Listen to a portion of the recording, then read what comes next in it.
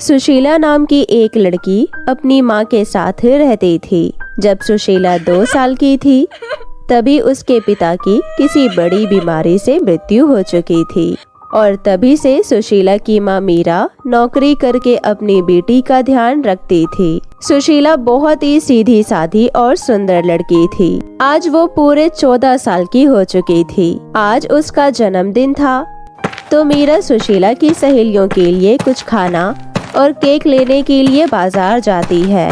सुशीला बेटा, मैं थोड़ी ही देर में वापस आती हूँ, तब तक तुम्हारा उस टेबल पर गिफ्ट रखा है तो उसे खोल कर देखो तुम, और जल्दी से तैयार भी हो जाना। मेरे आने के बाद हम दोनों मिलकर केक काटेंगे। अरे वाह माँ, तुम मेरे लिए सरप्राइज लेकर आई हो। मैं अभी देखती हूँ। मीरा हंसते हुए तो घर से निकलती है लेकिन फिर कभी घर वापस नहीं जा पाती।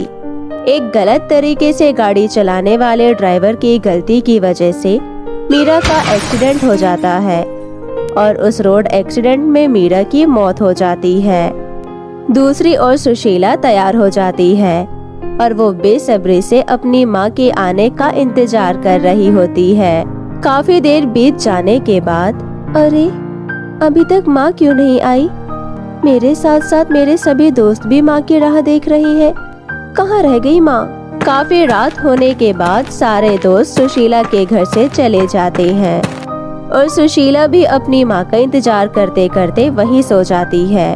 अगली सुबह जब सुशीला उठती है तब उसे अपनी माँ के बारे में सब कुछ पता चलता है। वो बहुत मायूस हो जाती है, वो बहुत रोती भी है। तभी उसकी चाची रमा उसके चाचा राघव से कहती है, अब इस कलमुही को हमें ही झेलना पड़ेगा। इतनी महंगाई में कैसे होगा हमारा गुजारा? अरे रामा, क्यों चिंता कर रही हो? भैया भाभी ने जो भी कमाया है उसकी शादी तक तो बहुत है। हाँ हाँ, गलत तो मैं ही हूँ। तुम्हारे भैया भाभी तो उसके लिए बड़े खजाने रख कर गए हैं अपनी लाडली के लिए। सबसे पहले तो उसे किसी हॉस्टल या अनाथ आश्रम में डाल दो। रमा और राघव की सारी बातें उसकी बेटी श्यामा सुन रही थी।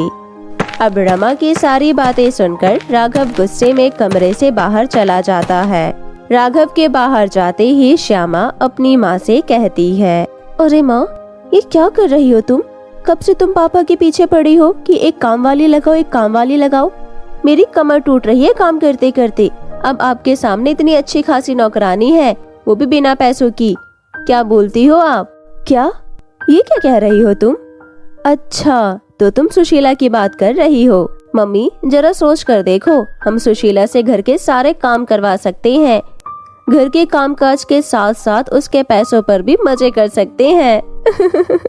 अरे वाह वाह श्यामा, तू तो बड़ी होशियार बन गई है। बड़ी हो गई है मेरी बच्ची, आखिर मेरी माँ पर ही गई है। श्यामा और रमा दोनों ही जोर जोर से हंसने लगती है। अब राघव के घर आते ही रमा राघव से कहती है, सुनिए जी, आप सुशीला को लेकर नहीं आए?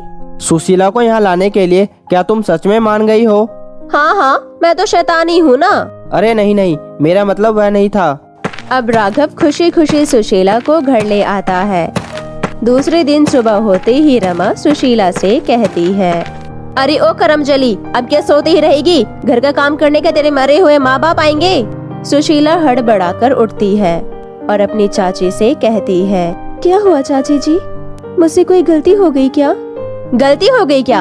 अरे यहाँ कोई फोकट का खाना नहीं मिलेगा तुझे। काम करना होगा काम, समझी? आज के बाद घर का सारा काम तू करेगी। बर्तन मांजना, कपड़े धोना और बाकी घर के सारे काम, झाड़ू पोछा सब तुझे ही करना है।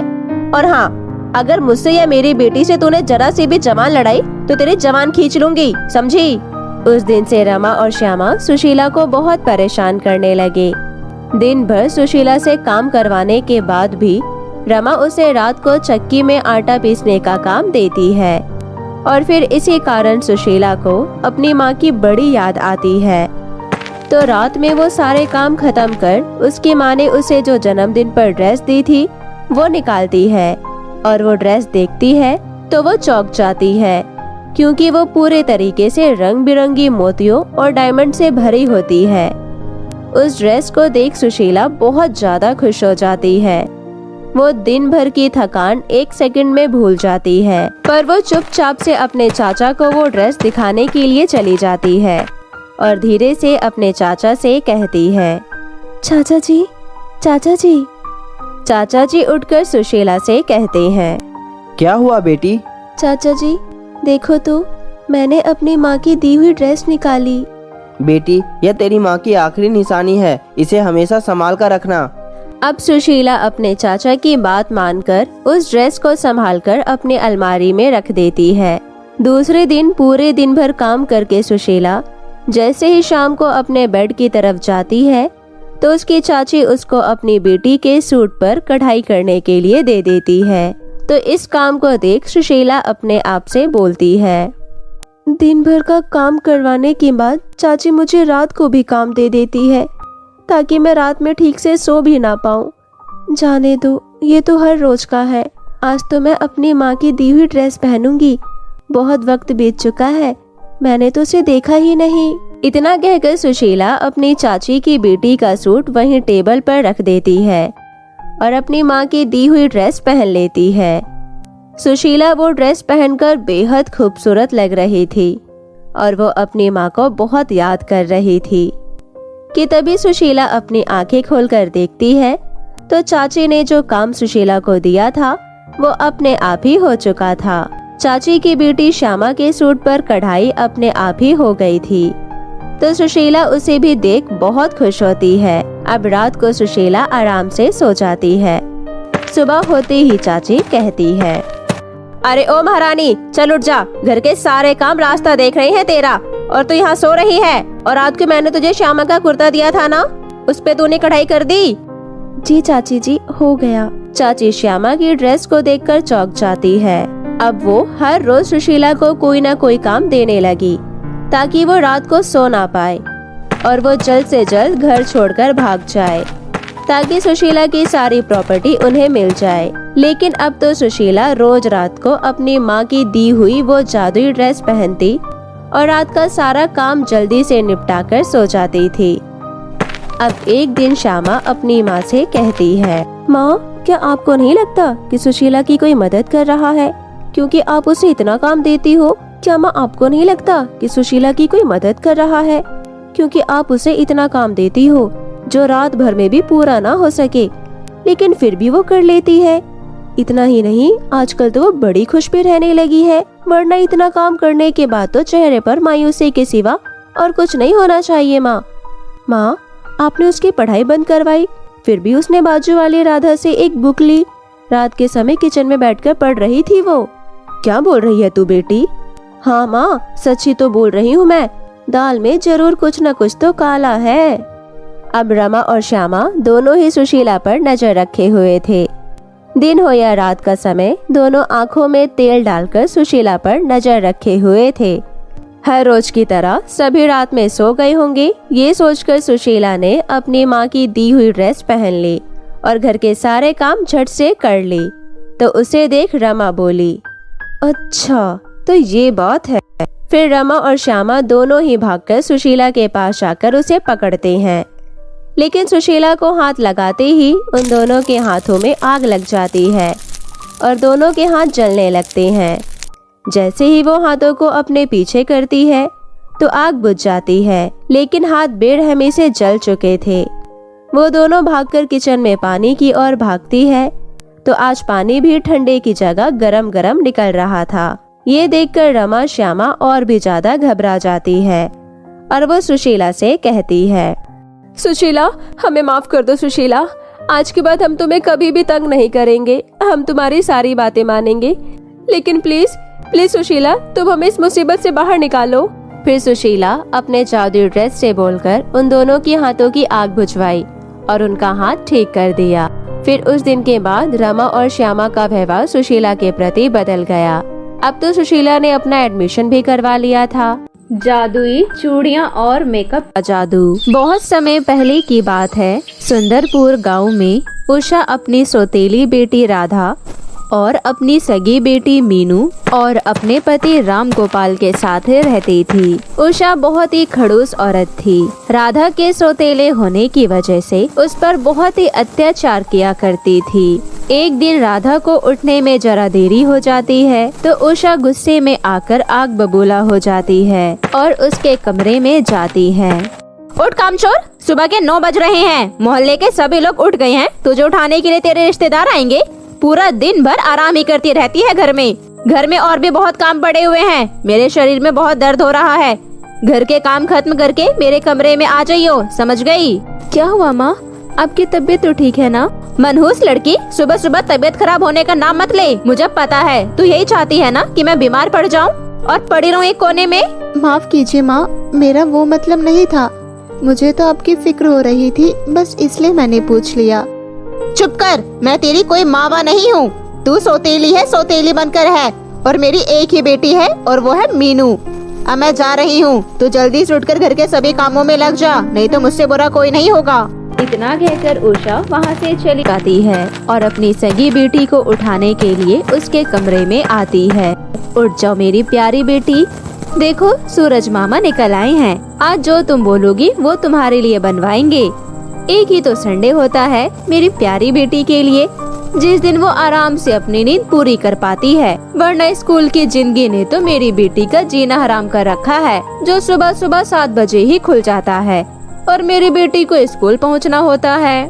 गुड मॉर्निंग मॉम, मैं उठ गई हूँ। आज मुझे अपने दोस्तों के साथ शॉपिंग करने जाना है, तो आप मुझे 10,000 रुपए दे देना, ठीक है ना माँ? क्यों नहीं मेरी प्यारी बेटी, तुझे कितने रुपए चाहिए मुझसे मांग लो और अभी उठ जाओ और नाश्ता कर लो। देखो कितनी कमजोर हो रही हो तुम। इस तरह उषा अपनी सौतेली बेटी और अपनी सगी बेटी में भेदभाव किया करती, जबकि मीनू एक बहुत ही आलसी और गैर जिम्मेदार लड़की थी। मीनू रोज सुबह लेट उठती थी और पूरे दिन फनी मैगजीन पढ़ना, वीडियो गेम खेलना और अपने दोस्तों के साथ पार्टी करना उसे बहुत पसंद था। राधा के पिता शहर के दफ्तर में काम किया करते थे। वो अपनी दोनों बेटियों से बराबर प्यार करते थे। ये सब देखकर मीनू की माँ उषा को बहुत जलन होती थी और वो किसी तरह से राधा और उसके पिता के बीच में दूरियां बनाना चाहती थी। एक दिन वो अपने कमरे में बहुत गहरी सोच में बैठी हुई होती है। क्या हुआ भाग्यवान, आज तुम्हारे पास कुछ काम नहीं है क्या, या फिर हमेशा की तरह राधा से ही काम करवाओगी? हाँ हाँ, आप तो यही कहेंगे कि मैं पूरा दिन घर में बैठी रहती हूँ और सारा काम तो तुम्हारी लाडली बेटी राधा ही करती है ना। हाँ, तो इसमें कोई शक है क्या? पूरा गांव जानता है कि तुम मेरी प्यारी बेटी को सौतेली समझकर उस पर बहुत अत्याचार करती हो। इतना बोलकर राधा के पिता वहाँ से चले जाते हैं। राधा बेटी, तुम क्या घर के काम काजों में लगी रहती हो? अभी तुम्हारे पढ़ने लिखने की उम्र है और तुम्हारा एग्जाम भी आने वाला है। तुम केवल अपनी पढ़ाई पर ध्यान दो, यह घर के काम तो होते रहेंगे। जी पिताजी, मैं साथ साथ पढ़ाई भी कर रही हूँ, आप चिंता मत कीजिए, मैं पूरी तरह से ठीक हूँ। ये सुनकर राधा के पिता वहाँ से चले जाते हैं। इसी तरह दिन निकल रहे थे और मीनू और राधा बड़ी हो जाती है। उषा, मैं सोच रहा था कि क्यों न एक दिन ऑफिस की छुट्टी करके राधा और रूबी का एक कॉलेज में एडमिशन करवा देते हैं। ये क्या कह रही हैं आप? राधा घर पर ही रहकर मेरे कामों में मेरा हाथ बटाएगी। आपको छुट्टी करने की कोई आवश्यकता नहीं है। और रही बात मीनू की, तो मैं उसका एडमिशन खुद जाकर करवाऊंगी। परंतु उषा, राधा घर पर रहेगी तो उसकी पढ़ाई का क्या होगा? वो सब मुझे कुछ नहीं पता, मैंने जो कह दिया सो कह दिया। राधा के पिता उषा से नहीं लड़ना चाहते थे। झगड़े से बचने के लिए उसने अपनी पत्नी का विरोध नहीं किया और वो चुपचाप वहाँ से चला गया। और उषा का अत्याचार राधा पर बढ़ता ही जा रहा था और धीरे धीरे करके उषा घर के सभी काम राधा से करवाने लगती है और खुद आराम की जिंदगी जीती है। एक दिन राधा बगीचे में पौधों को पानी दे रही होती है कि तभी राधा की एक स्कूल की सहेली उससे मिलने के लिए आती है। राधा अपनी सहेली से बातें करने लगती है और बातों बातों में उसे पता ही नहीं चलता कि कब टाइम निकल गया। बहुत देर बाद जब वो अंदर जाती है तो सोफे पर बैठी उसकी माँ उसके ऊपर गरजने लगती है। कहाँ मर गई थी पिछले 2 घंटे से? मैं तुझे कितनी आवाजें लगा रही हूँ और तू है कि अपने कानों में लीड लगाकर बैठी है। वो माँ, मुझे मेरी सहेली मिल गई थी तो मैं उससे बातें करने में लग गई थी और मुझे समय का पता ही नहीं लगा। सहेली से बातें कर रही थी? रुक, तुझे अभी बताती हूँ। इतना कहकर उषा राधा के गालों पर जोरदार चांटा मार देती है। राधा अपने सौतेली माँ का अत्याचार सहते हुए रोते हुए अपने कमरे में चली जाती है। राधा अपनी माँ की तस्वीर के आगे जोर जोर से रोने लगती है। माँ, देखा आपने आज किस तरह से उषा माँ ने मेरी बिना किसी गलती के मुझे जोरदार चांटा लगाया। मैं पूरा दिन घर का काम करती हूँ और सभी का कहना भी मानती हूँ, फिर भी वो मुझे बहुत मारती है और मुझे 2 वक्त का खाना भी ठीक से नहीं देती। माँ, अब मैं और इस दुनिया में नहीं रहना चाहती, कृपया आप मुझे अपने पास बुला लीजिए माँ। इस तरह राधा अपनी माँ के आगे जोर जोर से रो रही होती है कि तभी उसकी माँ की तस्वीर से एक आवाज आती है, प्यारी बेटी, तुझे घबराने की कोई जरूरत नहीं है। तुम्हारी माँ ऊपर से सब देख रही है। मैं जानती हूँ तुम किस तरह से अपनी सौतेली माँ उषा का अत्याचार सहन कर रही हो। मैं तुम्हारी मदद करने के लिए तुम्हें एक रास्ता बताती हूँ। पास वाले जंगल में एक नदी है, तुम उसके पास जाना और उस नदी को अपनी सारी कहानी सुनाना। वो एक जादुई नदी है, तुम्हारे हालातों को देखते हुए वो तुम्हारी मदद जरूर करेगी। ये सब सुनकर राधा अपनी माँ का कहना मानते हुए उस नदी के पास पहुँच जाती है। राधा नदी के पास जाकर अपनी पूरी कहानी सुनाती है। हे जादुई नदी, कृपया कर मेरी मदद कीजिए। राधा की दुख भरी कहानी सुनकर नदी की देवी वहाँ पर प्रकट हो जाती है। प्यारी बच्ची, मुझे तुम्हारी दास्तान सुनकर बहुत दुख हुआ कि किस तरह तुम्हारी सौतेली माँ तुम पर इतना अत्याचार कर रही है और तुम्हारे पिताजी भी तुम्हारे लिए कुछ नहीं कर पा रहे, क्योंकि उनके पीछे उनकी एक बहुत बड़ी मजबूरी है। मेरे पास तुम्हारे लिए एक उपाय है। ये लो, ये जादुई चूड़ियाँ और मेकअप है। ये जादुई चूड़ियाँ तुम्हारी हर मुसीबत में मदद करेगी और तुम्हें तुम्हारी जरूरत का हर सामान देगी। और ये है जादुई मेकअप का सामान। इसका इस्तेमाल करते ही तुम्हारे सभी दुख तकलीफ खत्म हो जाएंगी और तुम एक सुंदर सी राजकुमारी में बदल जाओगी। इन चूड़ियों की मदद से तुम्हारी सौतेली माँ उषा को अच्छा सबक मिलेगा। राधा नदी की देवी से वो जादुई चूड़ियाँ और मेकअप का सामान ले लेती है और उन्हें धन्यवाद देती है। राधा घर जाकर वो जादुई चूड़ियाँ और मेकअप का सामान छुपा कर रख देती है। राधा जब अपनी वो जादुई चूड़ियाँ और मेकअप का सामान इस्तेमाल करती है तो राधा एक सुंदर सी राजकुमारी में बदल जाती है। राधा अपने आप को शीशे में निहार रही होती है कि तभी उसकी सौतेली माँ वहाँ पर आ जाती है और गरजते हुए कहती है, अरे राधा, तेरे पास ये इतनी सुंदर ड्रेस कहाँ से आई और तू इतनी सुंदर कैसे लग रही है? भूल गई क्या तू अपनी औकात? तू इस घर में सिर्फ एक नौकरानी है। चल जल्दी से ये सभी सामान मेरी बेटी को दे दे। नहीं, ये मेरा सामान है, मैं ये सामान किसी को नहीं दूंगी। राधा की बातें सुनकर उसको बहुत गुस्सा आता है और वो राधा का सामान छीनने के लिए आगे बढ़ती है। परंतु जैसे ही उषा राधा के हाथों से चूड़ियाँ निकालने की कोशिश करती है, उसे जोरदार बिजली का झटका लगता है और वो दूर जाकर गिरती है। राधा अपनी माँ को नदी के देवी की सारी कहानी सुनाती है। उषा राधा से डरने लगती है और वो राधा पर अत्याचार करना बंद कर देती है। राधा बहुत ही अच्छी और दयालु लड़की थी।